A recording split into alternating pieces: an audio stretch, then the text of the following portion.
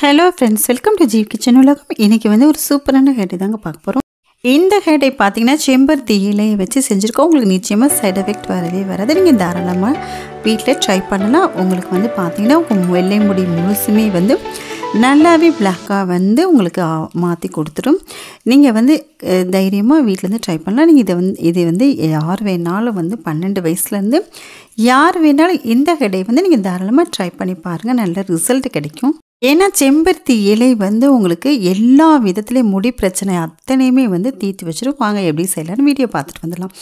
இதுக்கு வந்து பார்த்திங்கன்னா ஒரு 15லேருந்து 20 செம்பருத்தியோட இலைகளை எடுத்துக்குவோம்.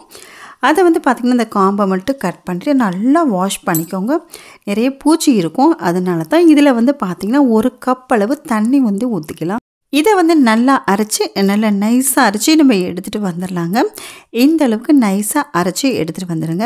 இப்போ இதை வந்து பார்த்திங்கன்னா ஒரு இரும்பு கடாயில் வந்து அப்படியே நீங்கள் ஊற்றிடுங்க. ஏன்னா இதை நீங்கள் வடிகட்டணும் அப்படின்னு தேவை கிடையாது. நீங்கள் அப்படியே ஊற்றிடலாம். நல்லா ஆனால் நைஸாக அரைச்சிடுங்க.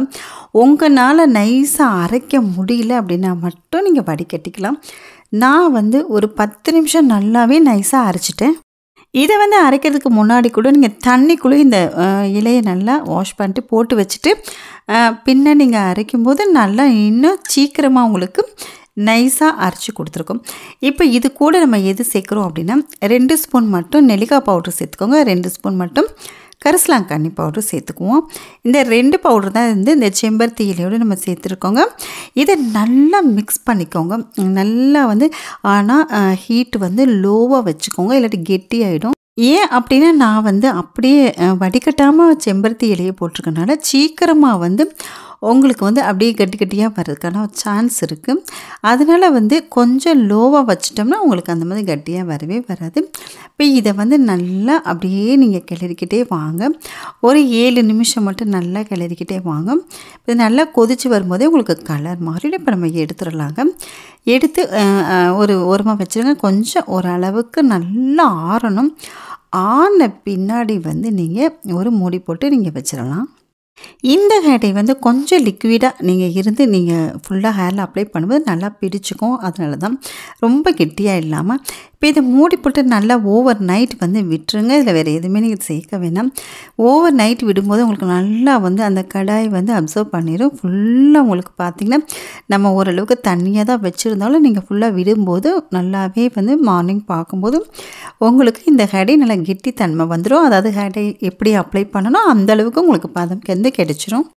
இப்போ வந்து இந்த ஹேடை வந்து உங்களுக்கு ரெடி ஆயிடுச்சு. இதில் நீங்கள் எதுவுமே மிக்ஸ் பண்ண தேவை கிடையாது. எப்போயுமே வந்து பார்த்திங்கன்னா செம்பருத்தி இலையில் ஒரு ஹேடை நீங்கள் பண்ணும்போது வேறு எதுவுமே நீங்கள் சேர்க்க தேவையில்லை. லெமன் இல்லை, அலோவேரா ஜெல் இல்லை, விட்டமின் சி கேப்சூல் எதுவுமே வந்து உங்களுக்கு தேவை கிடையாது.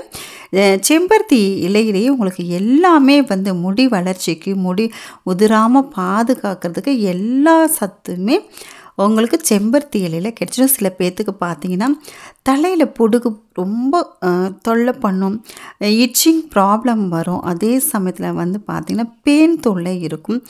அவங்களுக்கு எல்லாத்துக்குமே செம்பருத்தி இலை ரொம்பவே வந்து யூஸ்ஃபுல்லாக இருக்குங்க.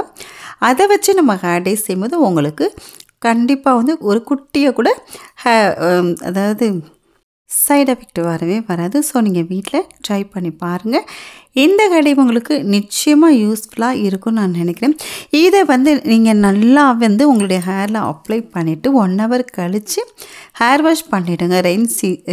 மழை இருக்கிற ஏரியாவாக இருந்தால் நீங்கள் டக்குன்னு 1 ஹவர் விட்டுட்டு வாஷ் பண்ணிக்கோங்க. இல்லை வெயிலாக இருக்கிற ஏரியாவில் இருந்தீங்கன்னா தாராளமாக வந்து பார்த்தீங்கன்னா ஒரு 1.5 மணி நேரம் கூட நீங்கள் விட்டுட்டு ஹேர் வாஷ் பண்ணிக்கோங்க.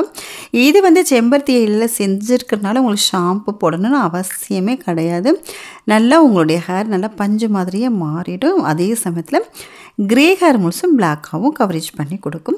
வீட்டில் ட்ரை பண்ணி பாருங்கள். இப்போ தான் நம்ம வீடியோ ஃபர்ஸ்ட் டைம் பார்க்குறதா மட்டும் சப்ஸ்கிரைப் பண்ணுங்கள். பக்கத்தில் இருக்க பெல் சிம்லையும் ப்ரெஸ் பண்ணுங்கள். ஆளுங்கிற ஆப்ஷனை மறக்காமல் ப்ரெஸ் பண்ணுங்கள். அப்போ தான் நான் போடுற வீடியோ நோட்டிஃபிகேஷன் உங்களுக்கு வரும். உங்களுடைய ஃப்ரெண்ட்ஸ் அண்ட் ரிலேஷனுக்கு கண்டிப்பாக மறக்காமல் ஷேர் பண்ணுங்கள். நம்ம நெக்ஸ்ட் ஒரு வீடியோவில் பார்க்கலாங்க. தேங்க்யூ.